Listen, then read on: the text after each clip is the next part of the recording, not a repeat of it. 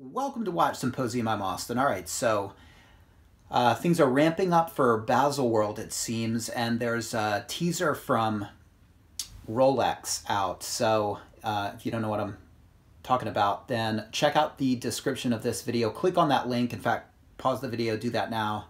Watch the 10 seconds of goodness that Rolex has put together, and let's talk about that. Well, it's going to be a Jubilee, and new Jubilee, a Jubilee with a flip lock, which is a good thing. You know, I am a fan of the Jubilee bracelet. I don't have one. My GMT Master 2 just has the Oyster bracelet, but I can get a Jubilee, and that's kind of something that I want to get in the future. I've put it off for quite a long time, but it's something I definitely want to pick up. Now, I wouldn't be able to get this Jubilee with a flip lock bracelet because this is a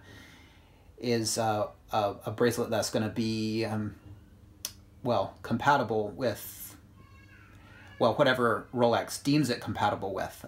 In fact, I don't even know if it would fit my GMT Master 2 if I were to somehow get it. I have a feeling it might not. But, you know, as much as I like the Jubilee, one sort of drawback of it is it's a little less secure than a flip-lock bracelet, something like the Oyster. And, you know, I'm wearing the Seiko right now, and this has just a straight-up, I don't even know what you really call these. There's got to be a name for this type of clasp, but if you know, let me know in the description. But, you know, no flip lock here, but no problem at all. I mean, I feel like I could swim with this watch. It's on there pretty tightly. But there's just a degree more of security with the Oyster bracelet, and I like that. So there's sort of a trade-off with earlier versions of the Jubilee, and it's a trade-off that I'm willing to make. I think visually the Jubilee is an interesting bracelet, and it's supposed to be really comfortable. I don't know that I've ever tried one on, but you can just look at it and tell with smallness of those links, it's got to be a really comfortable bracelet, probably much more comfortable than the Oyster. Although, you know, I have no really complaints with the Oyster bracelet, but the new one sort of rectifies that what I thought was sort of deficiency, makes it more secure. So the new bracelet that's apparently coming out is going to be a Jubilee with a flip lock bracelet, a flip lock clasp, I should say, and yeah, visually, I'm not sure how that would look. I mean, you know, you've got the President bracelet that doesn't have the clasp. It just looks like a Jubilee all around the wrist, aside from, I think, there's a crown somewhere along there.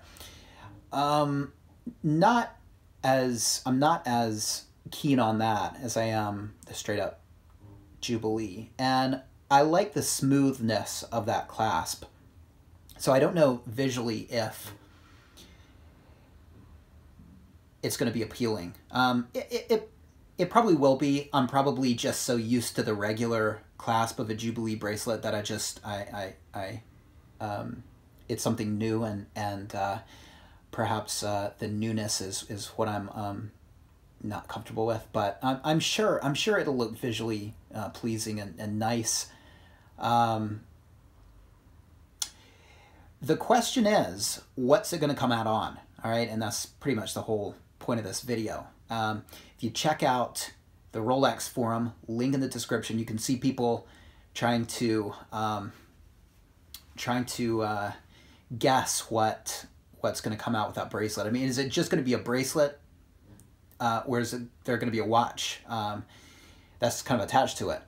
And that's something I don't think anybody knows. Let's start with, first of all, what the bracelet is made out of, what kind of material. Well, I never really thought it was white gold, but a lot of people think it could be a white gold bracelet.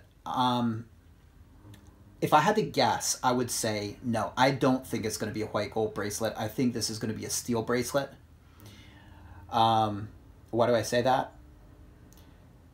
It's just sort of a feeling. I don't know. I don't have a really good reason to think that. But from what I've read, the BLRO, which is the GMT Master 2 Pepsi in white gold, apparently wasn't the best seller. So possibly the customer is not so keen to pay gold prices for a white gold watch. I mean, obviously day dates are sort of another story, but for that reason, I don't know if Rolex would opt to make this a white gold bracelet, white gold Jubilee. I would be surprised, and I would say that would probably be a mistake in my opinion. And if they do that, then that's very telling about where Rolex is going, real up market, if that's where they're going. Really trying to get away from the tool watch identity. So I hope that's not what it's going to be. I hope it's not going to be a white gold bracelet. We'll see. I would be very surprised. Let me know your thoughts on that. Now, as for what's coming out with it, a lot of people think it's going to be a Coke bezeled GMT. Other people in that thread thought it would be a Pepsi GMT, a steel version. Let me just go through and throw out some of the things that I saw and my predictions. One person said, could it be a white dial GMT? I would say no. I would doubt that. I'd be very surprised. I think your Explorer 2 is the white dial GMT, if you will.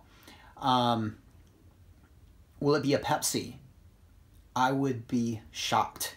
And in fact, I would bet money. I really would. If there was somebody close to me, I'd shake on it and say, ain't gonna happen. All right. They're not gonna undercut that white gold BLRO. Okay, the basically the Pepsi ceramic Pepsi white gold. They're not gonna undercut it by releasing a steel Pepsi. I maintain that you're not gonna see a stainless steel Pepsi from Rolex for decades. Okay, it's gonna be decades, and they're going to stop producing the BLRO, and years from then, possibly it could come out. So will it come out in the future at some point? Decades, possibly. I bet on it. I mean, at some point in the future, yes, but not anytime soon. So I think that's kind of ridiculous. Like, again, I would bet money. I would bet money that it's not going to be a steel Pepsi. Coke, that's a different story. I think it could be. I think it could be a Coke. Or it could be a color scheme we haven't even thought of yet. A lot of people are pretty excited about the idea of a Coke. The question is, what would they do with the BLNR, the Batman? My guess is it would not change. It would just be added to the lineup. I mean, the BLNR is really, really popular, so I don't think that's going to change. The question is, would that become the new darling of the GMT line, the Coke? Would people start forgetting about the BLNR, the Batman, and concentrate on getting the Coke to the extent that you could walk into an AD and find the Batman? That's an interesting question. We can speculate. I'd be curious to know your speculations on this. Let me know your thoughts. It's kind of exciting. It's going to be about a week, and we'll find out. And my guess would be, if I have to lay it down, would be Coke. It would be a Coke. Would I bet money on it? No. But I really think it could be a color scheme we haven't seen yet. Something incorporating green into the bezel, possibly. I don't think that Rolex is really thinking about the people hanging out on the Rolex forum. I think they're thinking about the new